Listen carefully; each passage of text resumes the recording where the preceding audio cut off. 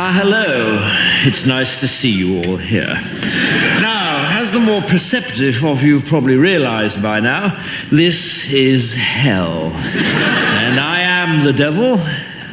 Good evening. But you can call me Toby, if you like. We try to keep things informal here, as well as infernal. That's just a little joke of mine. I tell it every time. Now, you're all here for eternity. Which I hardly need tell you is a heck of a long time.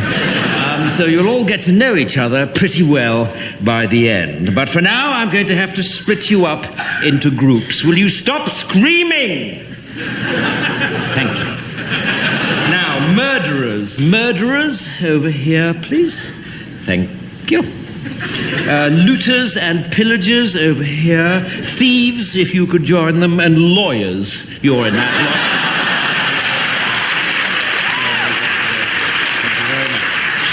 lot. Fornicators, if you could step forward. My God, there are a lot of you. Could I split you up into adulterers and the rest? Male adulterers, if you could just form a line in front of that small guillotine in the corner there.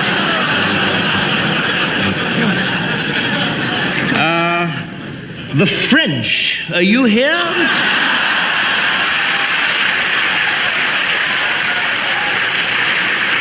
Okay. If you'd just like to come down here with the Germans, that'd be I'm sure you'll have plenty to talk about. Okay, atheists. Atheists, over here, please. You must be feeling a right bunch of nitwits. Never mind. And finally, Christians. Christians. Yes, I'm sorry. I'm afraid the Jews were right. If you could come down here, that'd be really kind. Thank you. Okay. Right. Well, are there any questions? Yes. No, I'm afraid we don't have any toilets. If you'd read your Bible, you might have seen that it was damnation without relief. So if you didn't go before you came, then I'm afraid you're not going to enjoy yourself very much. But then I believe that's the idea. Okay, well, it's over to you, Adolf. And I'll catch you all later at the barbecue. Bye.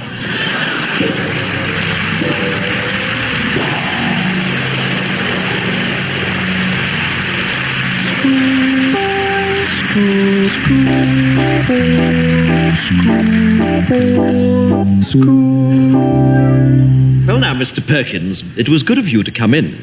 I realize that you're a busy man, but I didn't think this matter could be discussed over the electric telephone. No, absolutely, Headmaster. I mean, if Tommy's in some sort of trouble, then I'd like to nip it in the bud. Well, quite frankly, Tommy is in trouble. Recently, his behavior has left a great deal to be desired. Dear. He seems to take no interest in school life whatsoever. He refuses to muck in on the sports field. And it's weeks since any master has received any written work from him. Dear me. Quite frankly, Mr. Perkins, if he wasn't dead, I'd have him expelled.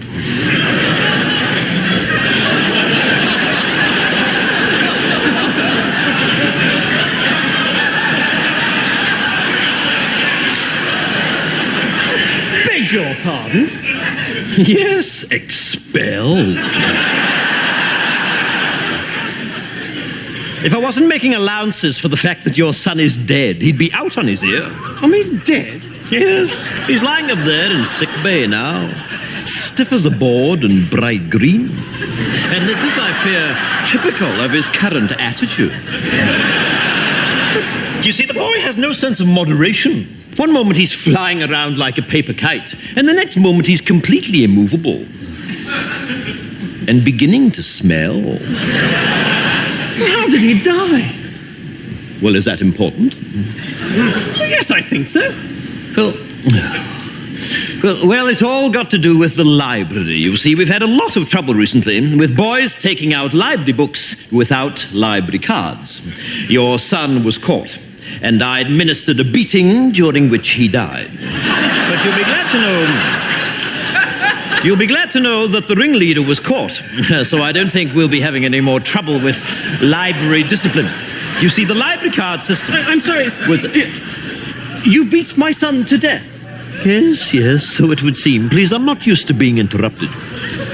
You see, the library card system was introduced... Well, exactly what happened? Well, apparently boys were just slipping in the library and taking the books. No, during the beating. Oh, that? Well, one moment he was bending over, the next moment he was lying down. I mean, deadish. Mr. Perkins, I find this morbid fascination of yours with your son's death quite disturbing. What I'm talking about is his attitude. And quite frankly, I can see where he gets it from. Well, it wasn't me that beat him to death. Well, that was perfectly obvious to me from the first day he arrived here.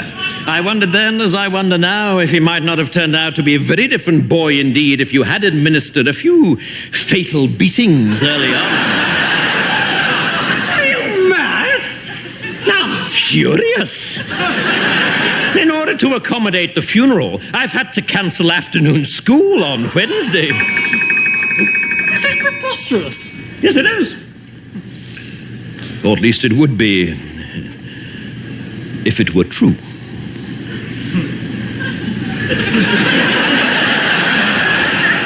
What? I've been joking, Mr. Perkins. Pardon me, it's my strange academic sense of humor. I've been pulling your leg. Thank God. I wouldn't cancel afternoon school to bury that little shit.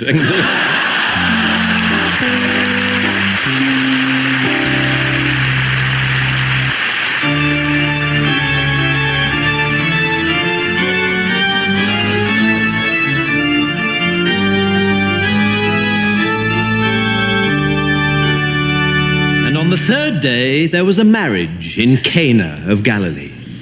And it came to pass that all the wine was drunk. And the mother of Jesus said unto the Lord, They have no more wine. And Jesus said unto the servants, Fill 6 water pots with water. And they did so. And when the steward of the feast did taste of the water from the pots, it had become wine. And they knew not whence it had come. But the servants did know, and they applauded loudly in the kitchen.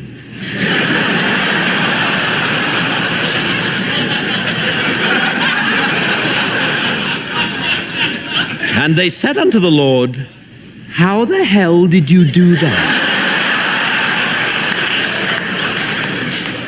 And inquired of him, Do you do children's parties? And the Lord said, No. But the servants did press him, saying, Go on, give us another one. And so he brought forth a carrot, and said, Behold this, for it is a carrot. And all about him knew that it was so, for it was orange, with a green top. And he did place a large red cloth over the carrot, and then removed it. And lo, he held in his hand a white rabbit. And all were amazed and said, This guy is really good. He should turn professional. And they brought him on a stretcher, a man who was sick of the palsy. And they cried unto him, Maestro, this man is sick of the palsy. And the Lord said, If I had to spend my whole life on a stretcher, I'd be pretty sick of the palsy too. And they were filled with joy and cried out, Lord, thy one-liners are as good as thy tricks. Thou art indeed an all-round family entertainer. And there came unto him a woman called Mary, who had seen the Lord and believed. And Jesus said unto her, Put on a tutu and lie down in this box. And then took he forth a saw and cleft her in twain. And there was much wailing and gnashing of teeth. But Jesus said, "O ye of little faith." And he threw open the box, and lo, Mary was whole. And the crowd went absolutely bananas. And Jesus and Mary took a big bow. And he said unto her, "From now on you shall be known as Sharon. For that is a good name for an assistant." And the people said, "We've never seen anything like this. This is great. You must be the Son of God." But the Lord said, "No, I am he who comes before." And they were sore amazed and said, "Then, Master, how shall we know the true Lord?" And Jesus said, "By his name shall ye know him. And he shall have a very religious name. And he shall be called Paul. And Daniel shall he be called." "Paul Daniels," they cried. And the Lord said, "Yes, something like that." Here ends the lesson.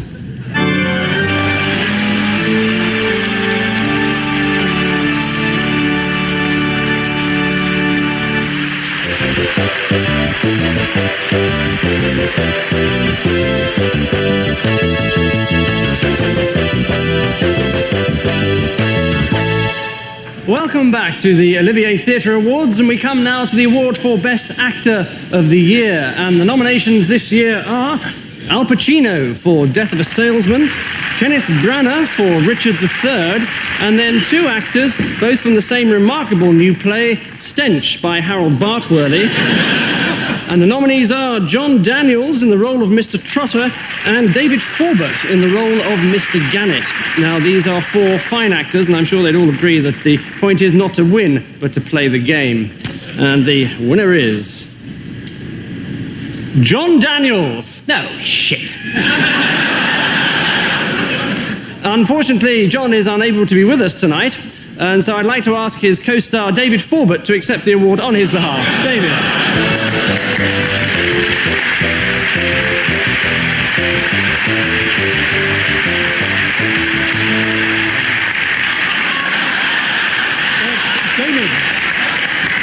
David, perhaps you'd like to say a few words, David.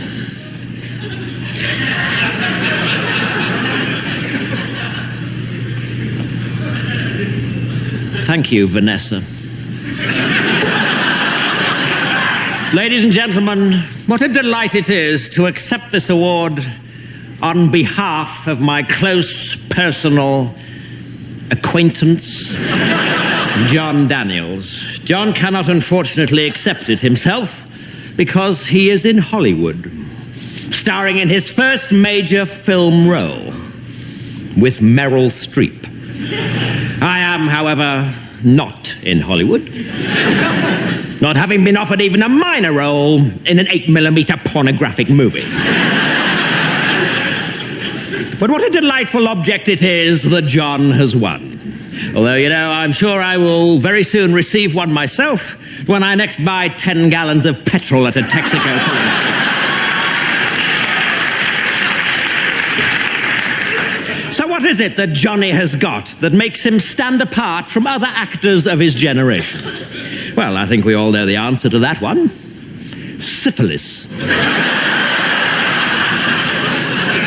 And what a great and heartwarming thing it is that he has already started passing it on to a whole new generation of younger actors.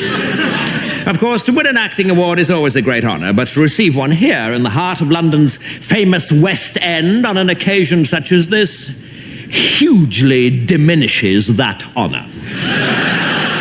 What could be more dull than these sordid backslapping sessions where has-beens in tuxedos hand over to even older has-beens in tuxedos awards for plays that closed the week before they opened because the audiences were clamoring instead for tickets to Andrew Lloyd Webber's latest rearrangement of Evita to suit the vocal range of Kylie Minogue.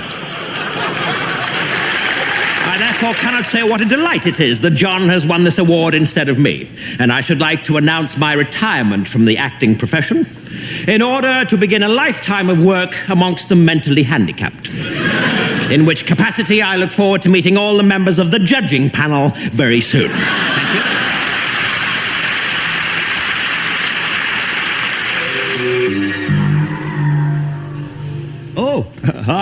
Good evening, gentlemen.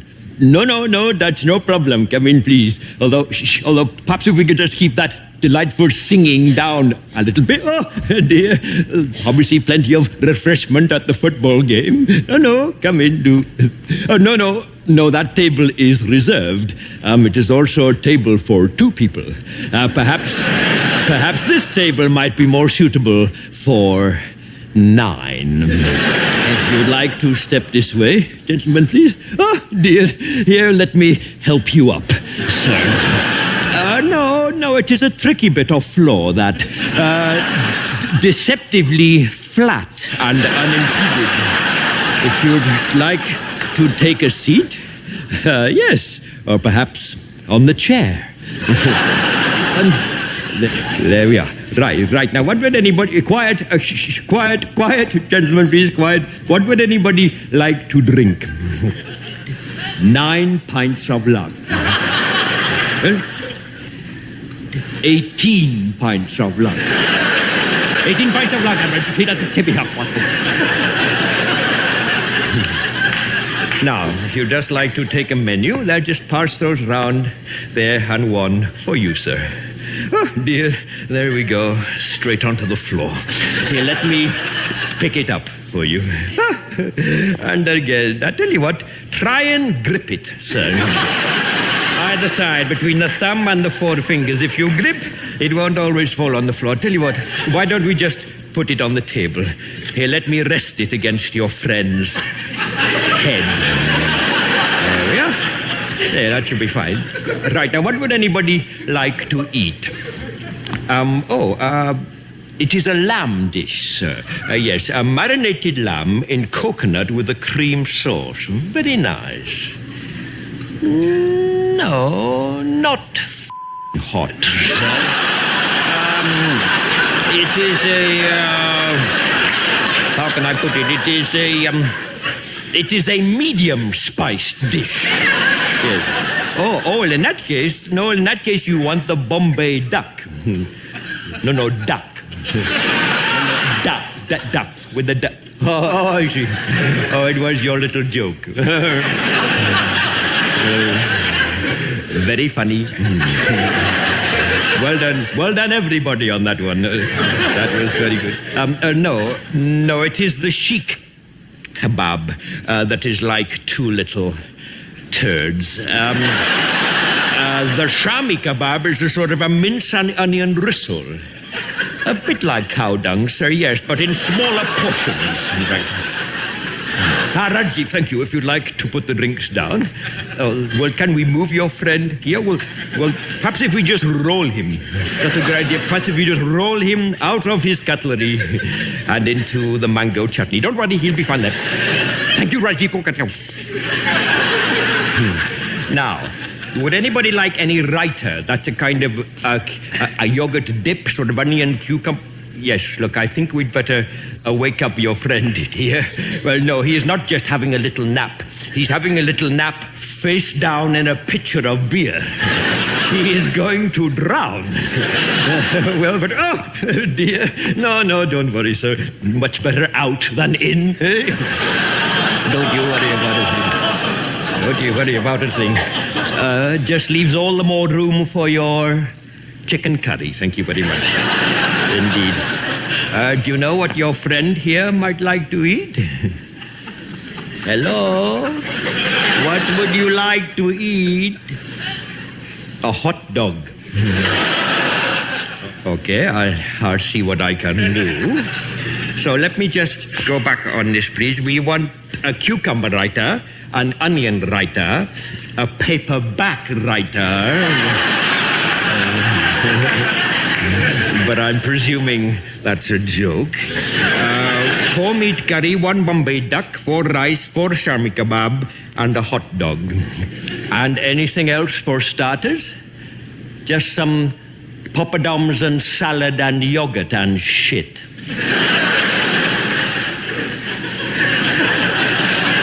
Okay, I'll see what I can do. Although I'm not sure you'll be needing that last item. As you all seem quite full enough of shit already. Rajiv, come on.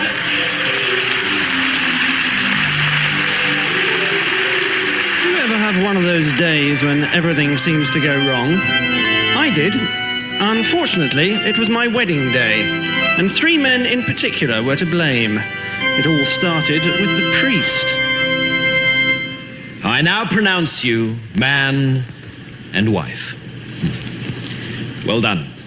You may now kiss the bride. Nice one. All right, please be seated, everybody. I'd just like to say a few words before communion. You know, a lot of prospective brides ask me these days, Father, what is the church's attitude to fellatio?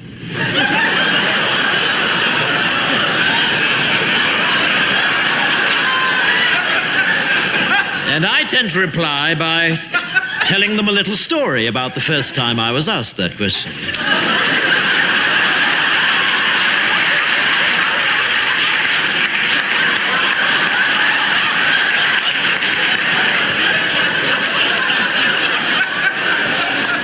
It was a couple of years ago now, and a young, attractive bride-to-be came up to me after a service and asked me just that question. Father, what is the church's attitude to fellatio?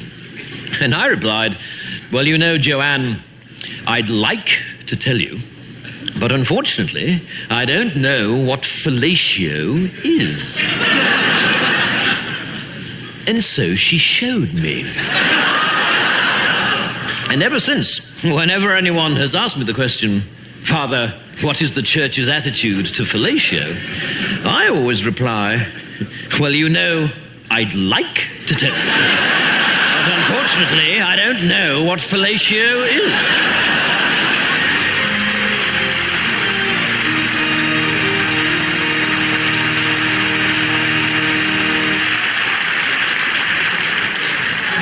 Next came my trusted best man.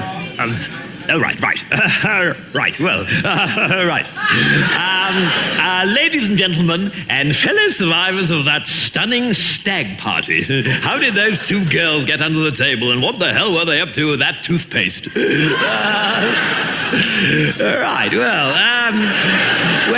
Just before I left the house this afternoon, I said to myself, you know, the last thing you must do is forget your speech. And so, sure enough, when I left the house, the last thing I did, yes, you guessed it, was to forget my speech. So it's all ad lib, I'm afraid.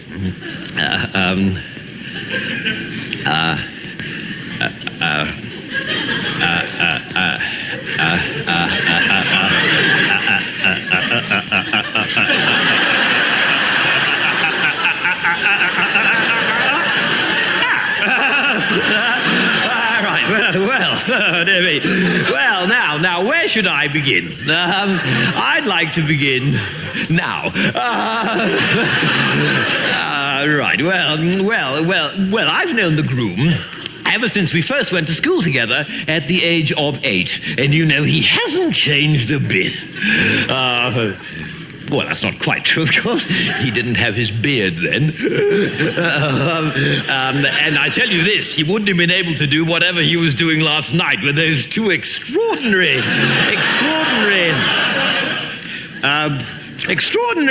how little people change, isn't it?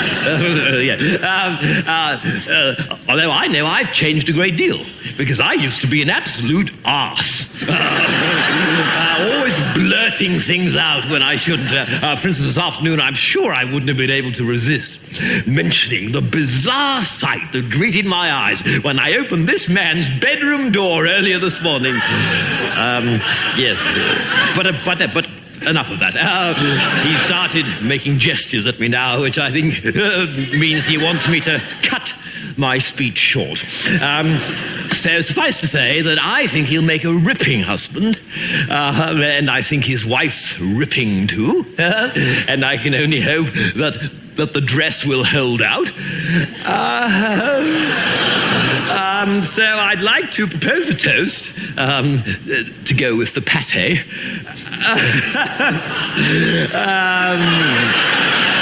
to the groom and to his lovely horse, wife. It's all starting to come back to me now. And I just know that their marriage will be as happy and satisfied as I was when I paid off those 2 prostitutes earlier this morning.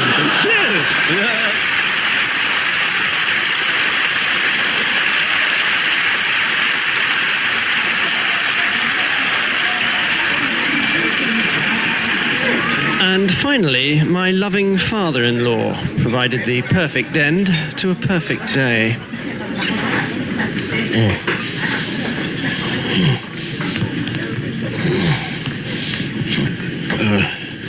Ladies and gentlemen and friends of my daughter.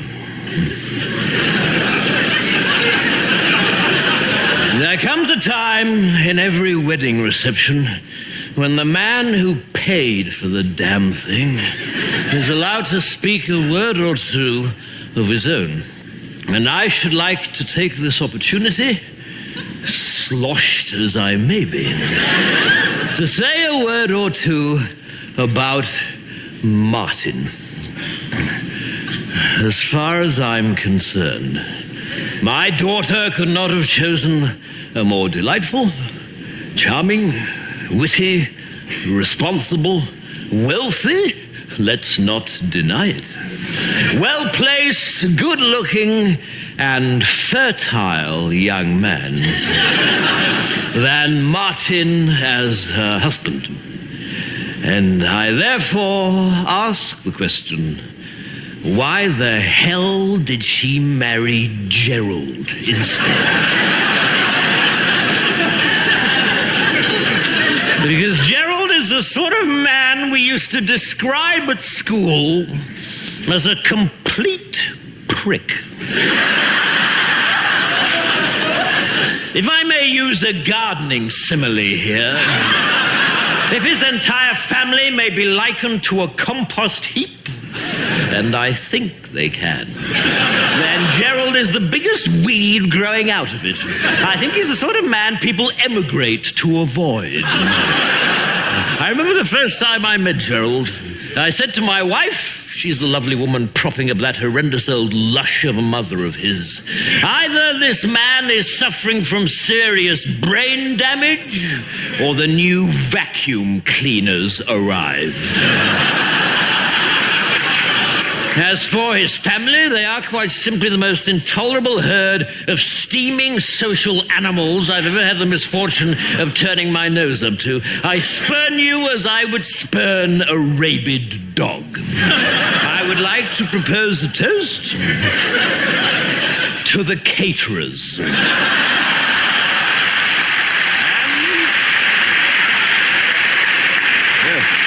And to the pigeon who crapped on the groom's family's limousine at the church. As for the rest of you around this table, not directly related to me, you can sod off. I wouldn't trust any of you to sit the right way on a toilet seat.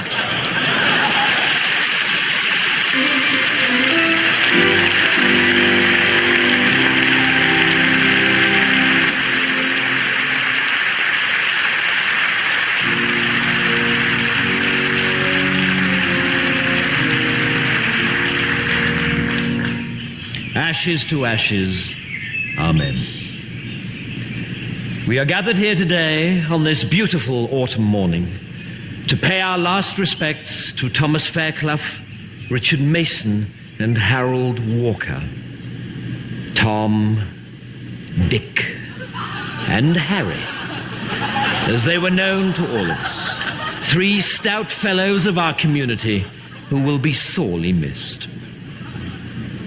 Tom, sadly, was blind, an affliction he bore with great fortitude, especially considering he was also deaf.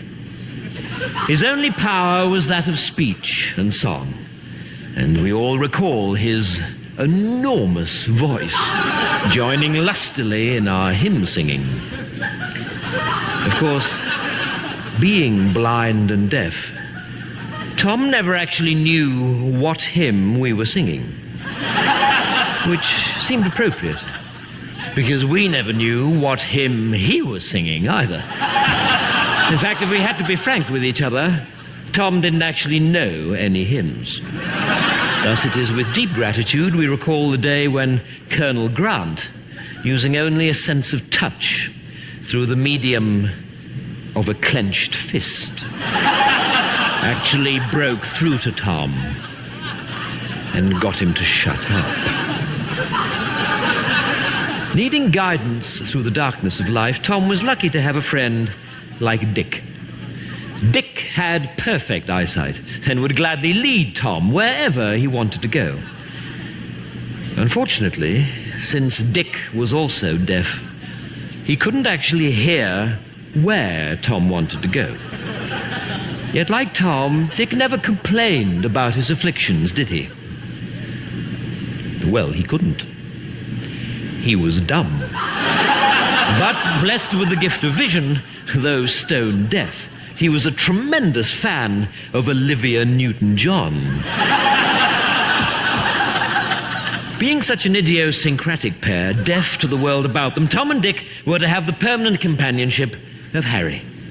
Harry could literally hear a pin drop, although, being blind and dumb, he could not see to pick it up or warn anyone else not to stand on it.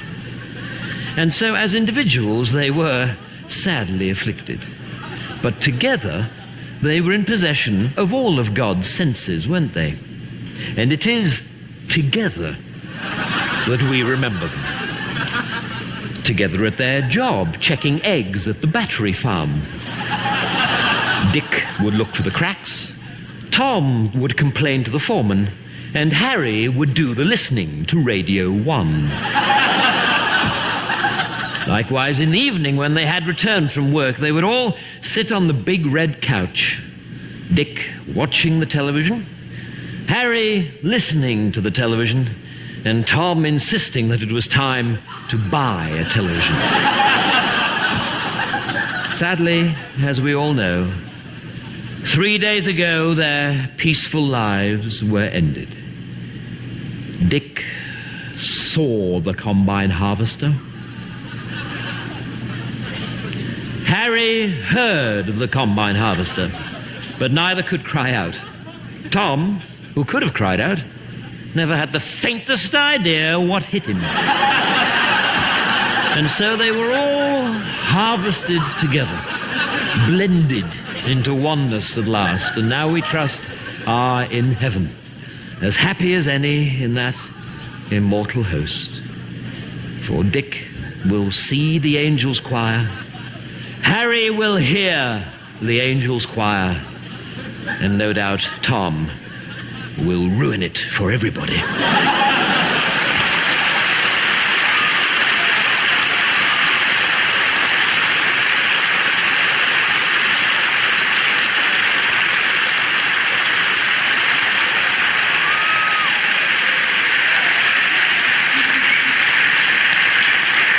All right, come on, settle down, please. Answer your names. Anus.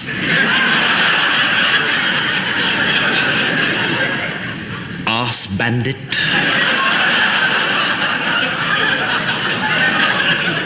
Bottom. Clitoris. Where are you, clitoris?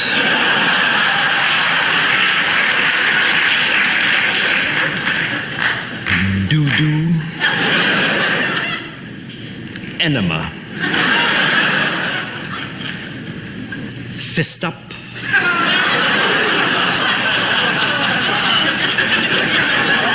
Come on, grow up, please.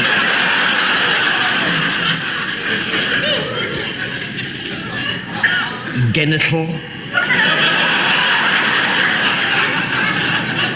I'm sorry, genital. Herpes. Still with us, I see.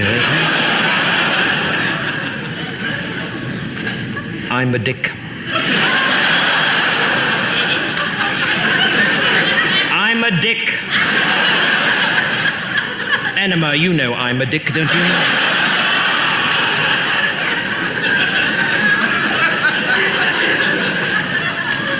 Ejaculation. My prick. Has anybody seen my prick? Come on, somebody must have seen my prick. Very well, remind me to beat my prick when he does turn up. Nice and quick. On top. Pube. Ah, my prick. So good of you to turn up. Yes, well, now that you are here, my prick, perhaps you'd like to find a seat.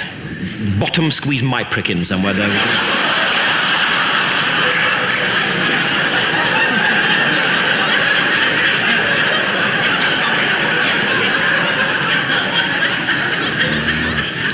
Rigid. Our Russian exchange student, suck me off.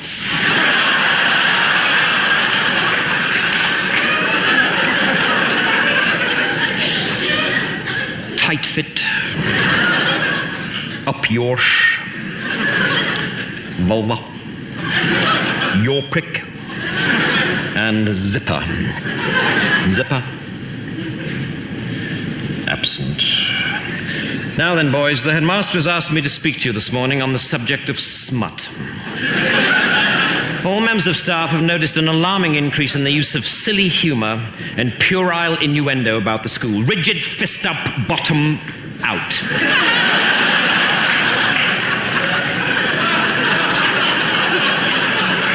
There have been some disgusting doodlings on the walls of the lavatory. Sit up straight on top. One or two unpleasant health magazines have been found. If you fall asleep on top, I shall be very annoyed. And Mr. Hardon tells me that there's been a great deal of sniggering in his biology class. Tight fit, for heaven's sake, leave your prick alone.